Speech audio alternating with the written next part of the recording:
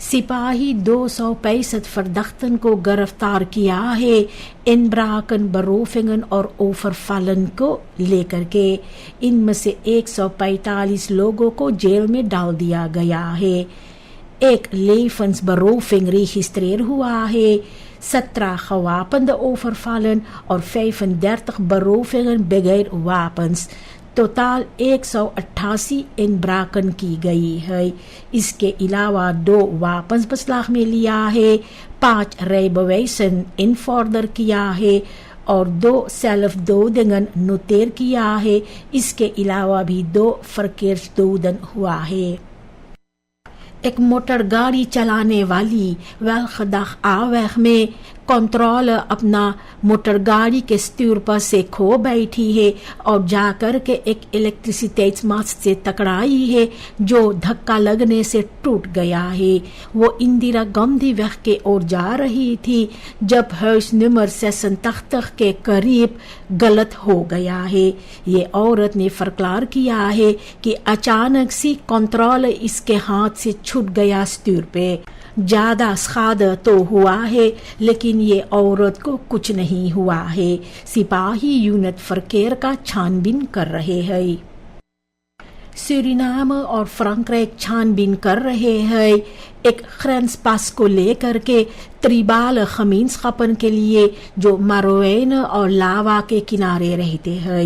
ये पास को लेखाल ग्रेंसverkeer को आसान करना है और इलेगाल एक्टिविटेiten को terugdring करना है। कमेसी voorzitter रबीन परमेसर कहता है कि ये जो रेगलिंग है सिर्फ beperkt रहेगा उन लोगों के लिए जो 7 सालों से वहां रहते हैं। रेफर काउंसिल samenwerking को कोऑर्डिनेट कर रहा है veiligheid, milieu और रिफिर बहेर के सिलसिले में। ग्रेंस प्रोटोकॉल ग्रेंस को डिजिटल GPS के जरिए फसलख करेगा और eilanden का स्टेटस को बहाल करेगा oppervlakteverdeling के बासिस पर। मिनिस्टर हरीश मनोरथ fel reageer किया है जब DNA लिट असीस गयादीन ने कहा है कि वो हाल ही में और नया खुलासे के साथ आएगा। मनोरथ कहता है कि गयादीन सब कुछ लेकर आ सकता है लेकिन वो कब के ग्रेंसन को ओवरschreid किया है। मिनिस्टर ने कहा है कि lopende zaken जैसे कि gronduitgiftes और veediefstal politie और justitie के पास है। साथ ही साथ वो कहा है कि जो vermeende misstanden है BBS के पास में वो उस समय का है जब गयादीन खुद 5 साल के लिए फ्रैक्सी voorzitter था। टोटल एनर्जीज और शेल कोस्ट के सामने टेस्ट कर रहे हैं डमेरारा प्लाटो पर जहां पर पहले कभी नहीं कालकस्टेन लाखन की खुदाई की गई है। वो छानबीन कर रहे हैं कि क्या तेल और गहरा ब्रॉनन से इस इलाका में बह करके आए हैं। पहले का कामयाबी खास करके था सनस्टेन पर। ये जो नया फॉन्स्टन की जाएगी तो ये टेक्निस कॉम्प्लेक्स है लेकिन भी फेल बलोफन थे। अगर ये बोरेंगन कामयाब होंगे तो सूरीनाम एक पूरा नया ऑफशोर जोन ontwikkelen करेगा पोटेंशियल और इन्वेस्टेरिंगन के साथ और भी एनर्जी सेक्टर में ग्रोई के साथ।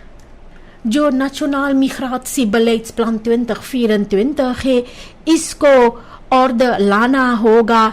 एक जल्द में बढ़ता हुआ इंस्ट्रोम जो है मिग्रांटन के करीबन 8% bevolking का अब तक इनमें न्यू कोमर से खास करके कुबा, वेनेजुएला, डोमिनिकान्स रिपब्लिक, ब्राजीलिया, चीना और हाइटी से beperkte grenscontrole के वजह से बहुत सी लखाल या तो इलेगाल रहते हैं खास करके पारामारिबो नॉर्थ में।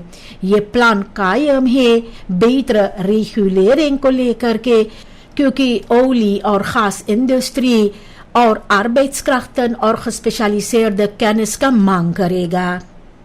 सूरीनाम आज़ादी मना रहे हैं जबकि तनाव onderwijs, ट्रांसपोर्ट और मारोन gemeenschap के अंदर बढ़ रहे हैं।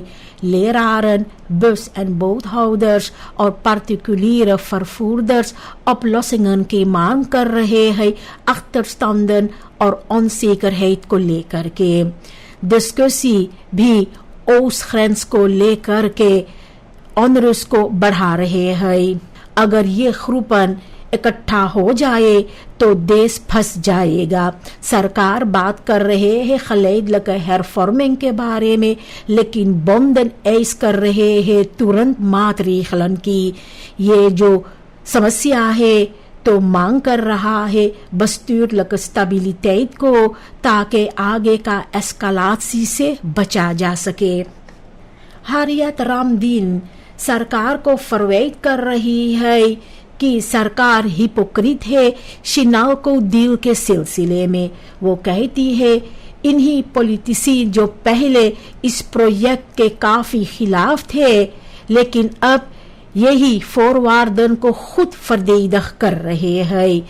जो uiteenlopende uitspraken president और vice-president के जरिए की गई है तो ये साबित किया है कि interne machtsstrijd है और भी कमताई है afstemming की।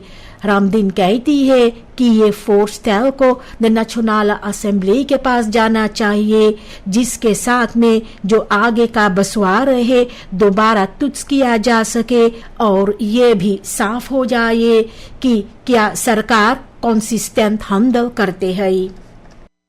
जो नया besturen है Huizen Asiana और Esther Stichting का, इन लोगों को जो vervallen zorgkwaliteit है, gebrekkig management और जो ontbrekende financiële verantwoording है, इसको herstel करना है।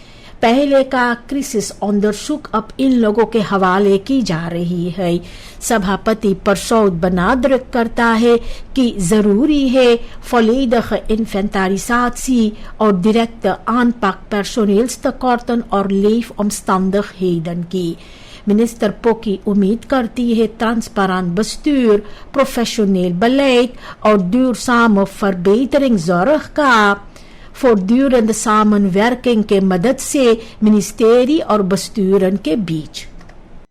जो खबर था कि 400 beleidsadviseurs actief थे मिनिस्टर सोमोहार्जो के अंदर, ये onvolledig है। ये aantal तब से था जब ये aantrad हुआ है और ये deels benoemingen की गई थी प्रेसिडेंट और विce प्रेसिडेंट के इंस्ट्रक्सी पर। ये समस्या जो है साबित किया है कि कमताई है ट्रांसपेरेंसी को लेकर के ताकन कोस्टन और जो नत है इन फंक्सीज का। जर्नलिस्टिक वेरिफिकाtie जरूरी है सोशल मीडिया geruchten को कॉरिशेयर करने के लिए। ये debat साबित किया है कि एक स्ट्रक्चरल प्रॉब्लम सिर्फ volledige openheid और systematische evaluatie के जरिए oplos किया जा सकता है। जो meerjaren ontwikkelingsplan 2022-2026 के लिए ये अभी तक लागू है और तैयारियां शुरुआत कर दी गई है प्लान 2027-2031 के लिए। फिर भी regeringsverklaring 2025-2030 के लिए ontbreek होते हैं एक जरूरी डॉक्यूमेंट जो lange termijn beleid को vaststel करते हैं। ये verklaring inhoudelijke basis vorm करते हैं नया MOP के लिए और सरकार का नजरिया भी स्केच करते हैं। इसका ना होना प्लानिंग को मुश्किल करता है, ट्रांसपेरेंसी कम करता है और भी onduidelijkheid रहता है कोर्स के बारे में जो आने वाले सालों फॉलो करना चाहिए। पारामारिबो को रोजाना बहुत ज्यादा पानी की जरूरत होते हैं। जानवरों, बसूकर्स और पर्सोनेल के लिए ये बासिस बहुत जरूरी है। रोजाना पानी पहुंचाए जाते हैं। डायरेक्सी कहता है कि ये खुद को पसाक नहीं है दिरंतन के लिए, जहां पर रोजाना 6 से लेकर 8 क्यूब पानी की जरूरत पड़ता है। اس کے ساتھ بھی خفولخن ہوتے ہیں دیرن فربلیفن کو اپتیمال صاف دھونے کے لیے. پانی باسس بہفت ہے انسان اور جانوروں کے لیے، اس لیے پانی روزانہ پہنچائے جاتے ہیں.